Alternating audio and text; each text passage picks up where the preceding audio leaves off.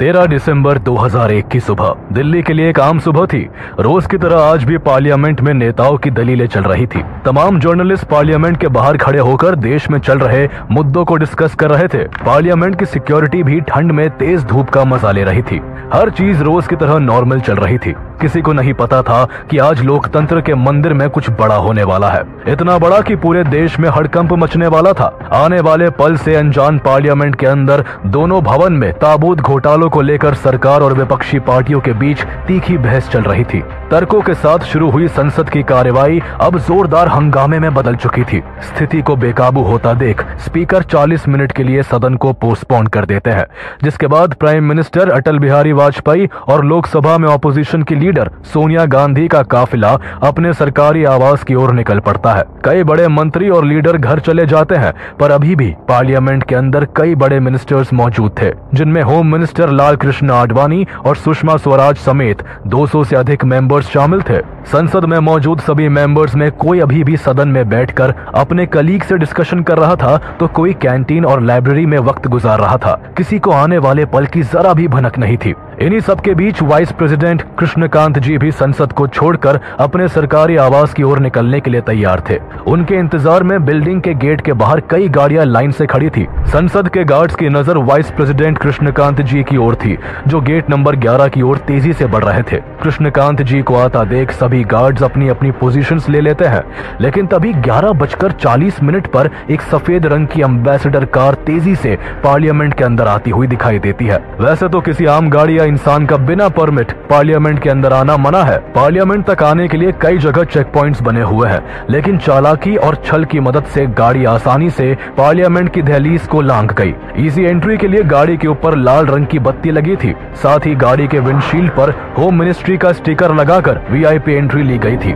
संसद के अंदर आने तक किसी ने इस गाड़ी पर शक नहीं किया, लेकिन जब गाड़ी पार्लियामेंट के अंदर घुसते ही अपनी स्पीड को और तेज कर गेट नंबर 1 की ओर तेजी से बढ़ने लगती है, तो सीआरपीएफ कांस्टेबल कमलेश कुमारी ने गाड़ी को तेजी से बढ़ता देख कुछ अनयूजुअल नोटिस किया। कमलेश कुमारी ने हाल ही में पार्लियामेंट की सिक्योरिटी के लिए काम करने वाली ब्रावो कंपनी को ज्वाइन किया था। जिस वक्त गाड़ी पार्लियामेंट में एंट्री लेती है, तब कमलेश कुमारी सिक्योरिटी राउंड के लिए निकली थी। गाड़ी की रफ्तार और डायरेक्शन को देखकर उन्हें थोड़ा शक हुआ। अपने शक को कंफर्म करने के लिए कमलेश कुमारी ने foreign watch and watch staff JP Yadav को गाड़ी को रोककर चेक करने को कहा, लेकिन गाड़ी इतनी रफ्तार में थी कि उसे रोक पाना मुश्किल था, जिस कारण कमलेश कुमारी गाड़ी को रोकने के लिए उसकी तरफ भागी और अपने आर्म्स को खोलकर उसे रोकने की कोशिश करने लगी। गाड़ी में बैठे आतंकियों को यह देखकर कुछ समझ नहीं आया और कंफ्यूजन में गाड़ी वाइस प्रेसिडेंट के कॉन्वॉय से टकरा गई। इस वक्त तक वाइस प्रेसिडेंट कृष्णकांत जी बाहर आते आते किसी काम की वजह से वापस पार्लियामेंट के अंदर चले गए थे। वाइस प्रेसिडेंट के कॉन्वॉय से टकराने के बाद गाड़ी पार्लियामेंट के ही एक गार्डन में जाकर रुक गई, जहां एक गार्डनर मौजूद था। खुद को बचाने के लिए वो वही पास में ही छुप गया, लेकिन गाड़ी में मौजूद आतंकियों ने उसे देख लिया था, जिस कारण वो जैसे ही गाड़ी से बाहर निकले, उन्होंने सबसे पहले कमलेश कुमारी और फिर गार्डनर देशराज को अपना निशाना बनाया। सभी टेररिस्ट के पास AK-47 राइफल्स, ग्रेनेड लॉन्चर्स और हैंडगन मौजूद थी। इनकी तैयारी से अनजान जेपी यादव भी उन्हें रोकने के लिए उनकी ओर बढ़े, लेकिन जेपी यादव भी खुद को बचाने में असमर्थ रहे और अपनी जान गंवा दी। हालांकि अपने साहस का परिचय देते हुए इन्होंने अपनी आखिरी सांस लेने से पहले पार्लियामेंट के इमरजेंसी अलार्म को बजाकर सभी को चेतावनी दे दी थी, जिस कारण पार्लियामेंट में मौजूद सभी सिक्योरिटी पर्सनल्स हरकत में आ गए। प्लान में शामिल हर आतंकी के पास एक बैकपैक मौजूद था, जिसमें ग्रेनेड्स के साथ कई तरह के हथियार मौजूद थे। अटैक करने के बाद आतंकियों का पहला टारगेट पार्लियामेंट की लॉबी में एंट्री कर सभी सांसदों को हॉस्टेज बनाने का था, जिसके लिए उन्होंने लगातार हवाई फायरिंग करनी शुरू कर दी। पूरा पार्लियामेंट गोलियों की तड़तड़ाहट से सहम उठा। संसद में मौजूद मेंबर्स को बाहर की आवाज तो सुनाई दे रही थी, पर कोई इन्फॉर्मेशन न होने के कारण उन्हें बाहर का हंगामा हमेशा की तरह विपक्षी पार्टी का प्रोटेस्ट लगा। लेकिन वो वक्त दूर नहीं था जब सभी सभी मेंबर्स के बाहर की सिचुएशन को जानने के बाद होश उड़ने वाले थे। ये वही वक्त था जब संसद में मौजूद parliamentary affair minister Pramod Mahajan के फोन की घंटी बजती है। फोन को उठाते ही प्रमोद महाजन के होश उड़ जाते हैं। 2 मिनट के लिए तो उन्हें विश्वास ही नहीं होता कि पार्लियामेंट पर अटैक हुआ है, वो भी टेररिस्ट अटैक। इन्फॉर्मेशन मिलते ही प्रमोद महाजन सभी मेंबर्स को अटैक की खबर देते हैं, जिसके बाद संसद में हंगामा मच जाता है। हर कोई डर से सहमा हुआ होता है। पार्लियामेंट की सिक्योरिटी में लगी पार्लियामेंट सिक्योरिटी सर्विसेज अपना पहला कदम उठाते हुए बिल्डिंग की सभी खिड़कियों और दरवाजों को बंद कर देते हैं। कमलेश कुमारी और जेपी यादव को मारकर सभी टेररिस्ट 2 और 3 के ग्रुप में बंटकर तेजी के साथ गेट नंबर 5 की ओर बढ़ते हैं, जहां से प्राइम मिनिस्टर का आना जाना होता था। इस गेट के एक्सेस के साथ आतंकी सीधे पार्लियामेंट के अंदर आ सकते थे, लेकिन यहाँ मौजूद सिक्योरिटी को जेपी यादव के कारण पहले ही इंफॉर्मेशन मिल चुकी थी और उन्होंने यहाँ के दरवाजे को बंद कर दिया था, जिस कारण आतंकी बौखला गए और लगातार फायरिंग करते हुए दूसरे गेट की ओर बढ़ने लगे। लेकिन यहाँ इन आतंकियों पर पहले से ही घात लगाए बैठे सीआरपीएफ कांस्टेबल संतोष कुमार ने एक एक करके सभी को छलनी कर दिया। कांस्टेबल कुमार ने पहले 2 आतंकियों पर निशाना साधा और फिर तीसरे को टारगेट किया, लेकिन अपने बचाव में तीसरे आतंकी ने लगातार कांस्टेबल कुमार पर अपनी AK-47 से वार करने की कोशिश की, पर एग्जैक्ट लोकेशन पता न होने के कारण इसका कोई फायदा नहीं हुआ, जिसके बाद कांस्टेबल कुमार की तीसरी गोली से आखिरी आतंकी भी मारा जाता है। इस वक्त तक 3 आतंकी खत्म किए जा चुके थे, पर अभी भी 2 टेररिस्ट जिंदा थे और दोनों लगातार फायरिंग करते हुए अलग अलग गेट्स की ओर बढ़ रहे थे। लेकिन जब दोनों ने देखा कि पार्लियामेंट के सभी दरवाजे बंद हो चुके हैं, तो इनमें से एक ने दूरदर्शन केबल की मदद से पार्लियामेंट के फर्स्ट फ्लोर पर क्लाइम करने की कोशिश की, लेकिन इस कोशिश को जवानों ने गोली मारकर नाकाम कर दिया।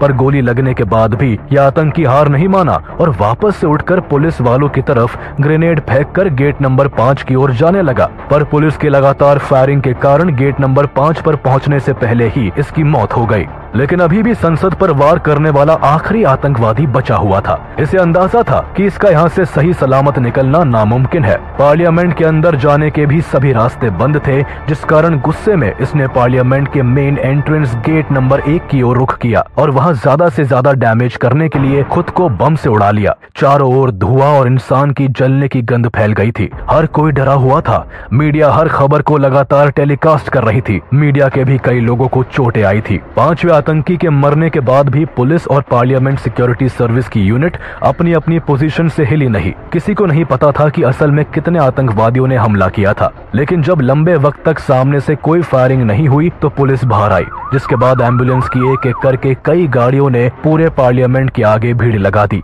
पार्लियामेंट के एक एक कोने की चेकिंग की गई। मीडिया ने भी संसद के बाहर लाइव रिपोर्टिंग शुरू कर दी। हर तरफ खबरों में बस पार्लियामेंट हमले की ही बात चल रही थी। हमले के पूरे 3 घंटे बाद सभी पार्लियामेंट मेंबर्स को संसद से बाहर लाया गया। करीब 45 मिनट तक चले इस आतंकी हमले में संसद के सुरक्षा कर्मी और दिल्ली पुलिस ने अपने पूरे साहस के साथ आतंकियों के हमले का मुंह तोड़ जवाब दिया और 5 आतंकियों को मार गिराया। हालांकि आतंकियों का सामना करने में दिल्ली पुलिस के 6 ऑफिसर्स और पार्लियामेंट सिक्योरिटी सर्विस के 2 सुरक्षा कर्मी वीरता और साहस का एग्जाम्पल सेट करते हुए अपने प्राण देश के लिए न्यौछावर कर गए। जिंदगी और मौत की इस लड़ाई में एक गार्डनर की भी जान चली गई, साथ ही करीब 18 लोग घायल हो गए। पार्लियामेंट पर हुए इस हमले के बारे में किसी को कोई भनक नहीं थी। कोई ये भी नहीं जानता था कि हमला करने वाले 5 लोग कौन है, लेकिन उनके पास से बरामद हुए सामान से ये साफ हो गया था कि ये किसी और का नहीं बल्कि पाकिस्तान का ही काम है। सभी टेररिस्ट के पास मौजूद बैग्स में अच्छी मात्रा में ड्राई फ्रूट्स मिले, जो इन्होंने सांसदों को हॉस्टेज बनाने के बाद के लिए रखे थे। इनका मकसद पार्लियामेंट के अंदर बैठकर हॉस्टेजेस के जरिए भारत सरकार से अपनी डिमांड को मनवाने का था। इन्वेस्टिगेशन में इनके द्वारा लाई गई एम्बेसडर कार में करीब 30 किलो एक्सप्लोजिव मिला, जिससे ये साफ हो गया था कि ये गाड़ी को पार्लियामेंट के अंदर लेकर जाने वाले थे और वहाँ इन एक्सप्लोजिव्स का इस्तेमाल करते। आतंकवादियों ने इस अटैक को भले ही 13 दिसंबर 2001 को अंजाम दिया था, लेकिन इस अटैक की प्लानिंग काफी समय पहले से चल रही थी। दरअसल 24 दिसंबर 1999 को इंडियन एयरलाइंस फ्लाइट 814 को आतंकवादियों ने हाईजैक कर लिया था, जिसके बाद प्लेन को दिल्ली की जगह अफगानिस्तान ले जाया गया।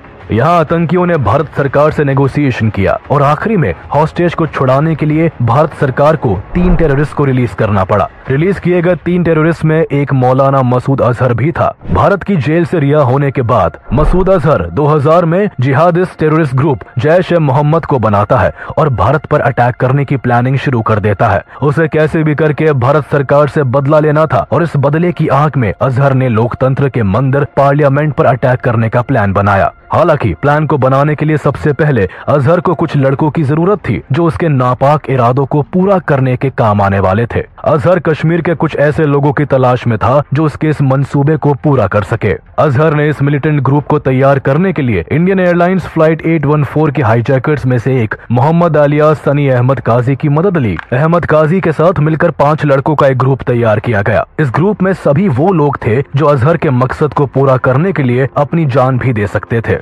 ग्रुप बनाने के बाद अजहर ने पार्लियामेंट अटैक को खुद प्लान किया। भारतीय जेल में वक्त बिताने के कारण अजहर को भारत की अच्छी जानकारी हो गई थी। जम्मू के कोट भलवाल जेल में सजा काटते समय अजहर ने भारत से जुड़ी काफी इंफॉर्मेशन इकट्ठा कर ली थी।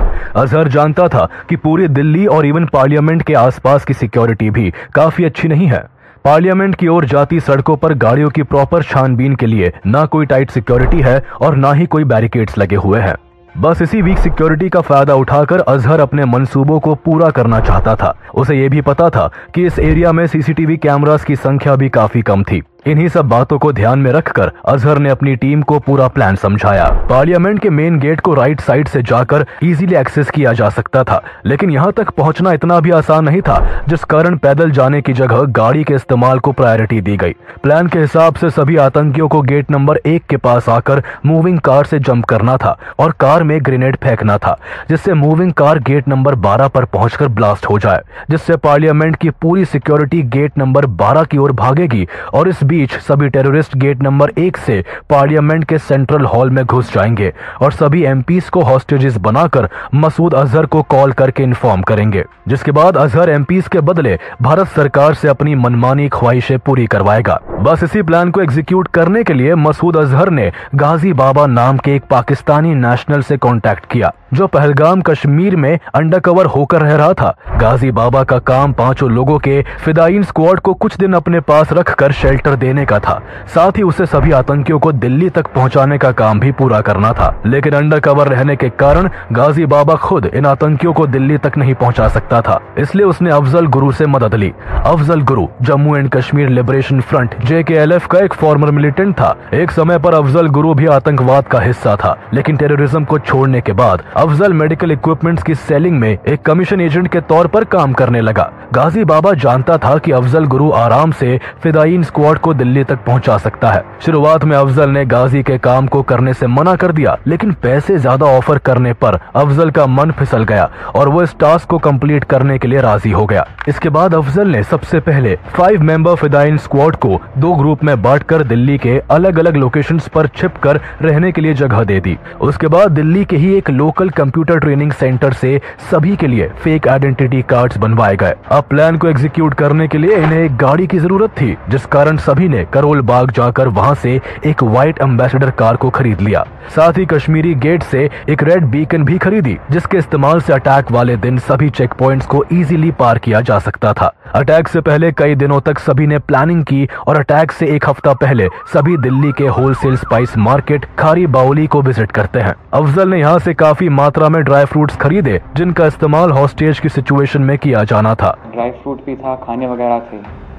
इसके बाद सभी ने ब्लैक मार्केट से कई केमिकल्स भी परचेज किए, जिसके इस्तेमाल से एक्सप्लोजिव्स बनाए जा सकते थे। पूरी प्रिपरेशन खत्म होने के बाद सभी अपना आखिरी मील लेने के लिए ओल्ड दिल्ली के एक फेमस रेस्टोरेंट को विजिट करते हैं, जहां सभी पेट भरकर मटन और कबाब खाते हैं। ये मील इनकी लाइफ का आखिरी मील भी हो सकता था, जिस कारण अफजल सभी को जितना मन करे उतना खाने को कहता है। बस इसी दिन के बाद सभी अपनी मौत को दावत देने के लिए 13 दिसंबर को फुल प्रिपरेशन के साथ पार्लियामेंट पर अटैक करने के लिए निकल जाते हैं। पर अफसोस, संसद को तबाह करने का इनका मकसद केवल मकसद ही बनकर रह जाता है। अटैक के बाद जहां एक तरफ पुलिस की इन्वेस्टिगेशन चल रही थी, लोग अरेस्ट हो रहे थे, तो वहीं दूसरी ओर भारत सरकार भी ईंट का जवाब पत्थर से देने के लिए तैयार हो रही थी। अपने देश पर ऐसा हमला होता देख भारत आखिर कैसे चुप बैठ सकता था। अटैक के कुछ समय बाद ही अटल बिहारी वाजपेयी लाइव आकर इस बात की अनाउंसमेंट करते हैं कि भारत के लिए आतंकवाद एक बड़ी चुनौती है और अगर दुश्मन हम पर वार करता है तो हम भी जवाब देने के लिए तैयार है। संसद भवन के बाहर आतंकवादियों की पड़ी हुई लाशें, उनका पाकिस्तानी होने का सत्य हमने पहले भी कहा था और फिर दोहरा रहे हैं कि आतंकवाद का खात्मा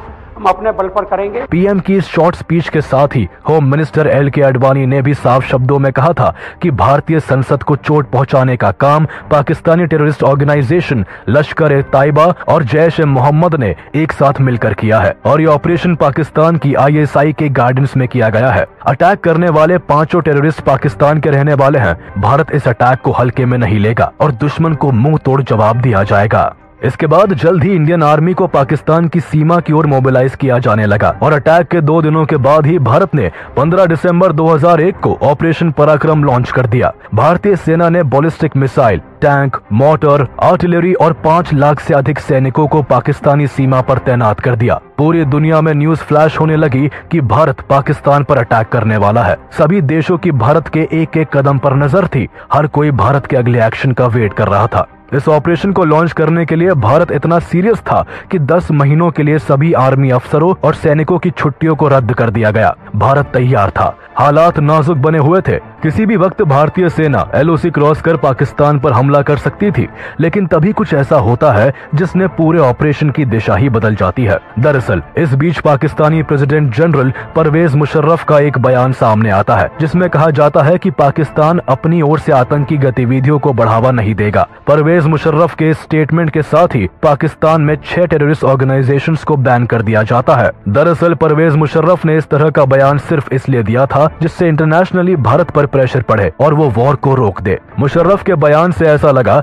जैसे वो भारत से वॉर नहीं बल्कि दोस्ती चाहता है, लेकिन आने वाले सालों में ये बात भी गलत साबित हुई। मुशर्रफ के स्टेटमेंट के बाद भारत पर वॉर को रोकने का प्रेशर बना हुआ था, जिस कारण वॉर की पूरी तैयारी होने के बाद भी पाकिस्तान की सोची समझी चाल के कारण भारत को वॉर रोकना पड़ा। जिसके बाद अटल बिहारी वाजपेयी ने एक स्टेटमेंट रिलीज करते हुए वॉर पर क्लैरिटी देते हुए कहा कि भारत पाकिस्तान पर कोई अटैक नहीं करेगा। पीएम के स्टेटमेंट के साथ ही सेना को अपना कदम रोकना पड़ा और फाइनली अक्टूबर 2002 में भारत की ओर से ऑपरेशन पराक्रम की समाप्ति की घोषणा की गई। इस ऑपरेशन के जरिए पाकिस्तान को इतना तो समझ में आ गया कि भारत आतंकवाद को न शरण देता है और न सहता है, फिर चाहे उसके लिए जंग ही क्यों न करनी पड़े। भारत ने पाकिस्तान पर अटैक तो नहीं किया, लेकिन भारत के लिए पार्लियामेंट अटैक में जिम्मेवार हर एक मुजरिम को सजा देना जरूरी था। भारत के पार्लियामेंट पर अटैक की खबर पूरी दुनिया में आग की तरह फैल चुकी थी। हमला बड़ा था, इसलिए इन्वेस्टिगेशन भी बड़े लेवल पर शुरू की गई। दिल्ली पुलिस इस घटना की डिटेल इन्वेस्टिगेशन शुरू करती है।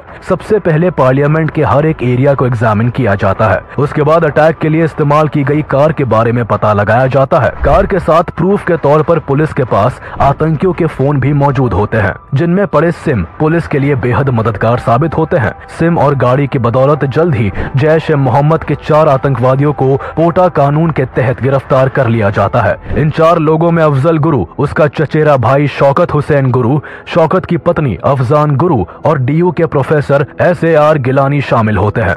SAR गिलानी मूल रूप से कश्मीर के बारामुल्ला जिले के रहने वाले थे और उस वक्त दिल्ली यूनिवर्सिटी में अरबी भाषा के प्रोफेसर के तौर पर पढ़ाया करते थे। गिरफ्तारी के बाद आगे की जांच में ये साफ हो चुका था कि सभी आतंकी पाकिस्तान से थे। अटैक में पाकिस्तान की ISI का भी इन्वॉल्वमेंट था। भारत की जनता अटैक में शामिल लोगों के लिए फांसी की सजा की मांग कर रही थी, लेकिन पुलिस की कार्रवाई और कोर्ट के फैसले से पहले कुछ भी नहीं कहा जा सकता था। गिरफ्तारी के बाद पुलिस सभी आतंकियों को रिमांड पर ले लेती है। सभी पर मुकदमा चलाया जाता है, लेकिन सबूत के अभाव में एक लंबे ट्रायल के बाद शौकत की पत्नी अफजान को रिहा कर दिया जाता है।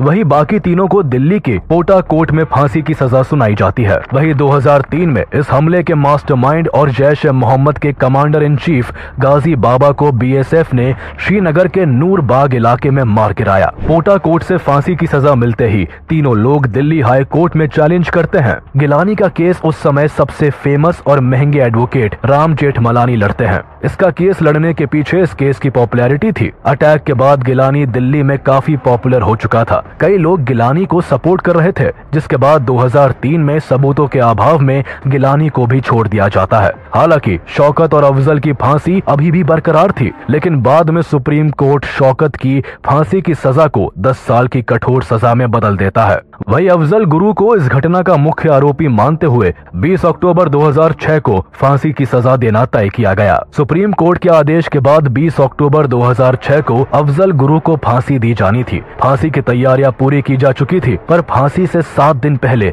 इस घटना में एक रोचक मोड़ आता है। अफजल की फैमिली दिल्ली आकर प्रेसिडेंट APJ अब्दुल कलाम से मिलती है। इस मुलाकात से काफी चिंगारियां उठती है। मीडिया हर एक छोटी चीज को कवर करती है। शहीदों के परिवार इस मुलाकात से सख्त नाराज थे, जिस कारण स्थिति हाथ से निकल रही थी। लोग इस कदर भड़क उठे थे कि हमले में शहीद हुई कमलेश देवी के परिवार वाले अशोक चक्र लौटाए जाने की बात भी सामने रखते हैं। अफजल के परिवार वाले प्रेसिडेंट से मर्सी पिटीशन की गुहार लगाते हैं। इन सभी चीजों के चलते कलाम कोई कदम नहीं उठाते और अफजल के परिवार वालों की मुलाकात खराब जाती है। इसके बाद कई सालों तक अफजल की फांसी को लेकर मामला लटका रहता है, लेकिन 2013 में फांसी से केवल कुछ दिन पहले 3 फरवरी को प्रेसिडेंट प्रणब मुखर्जी अफजल की मर्सी पिटीशन को रिजेक्ट कर देते हैं, जिसके बाद फाइनली 9 फरवरी 2013 को सुबह 8 बजे अफजल गुरु को फांसी दे दी जाती है।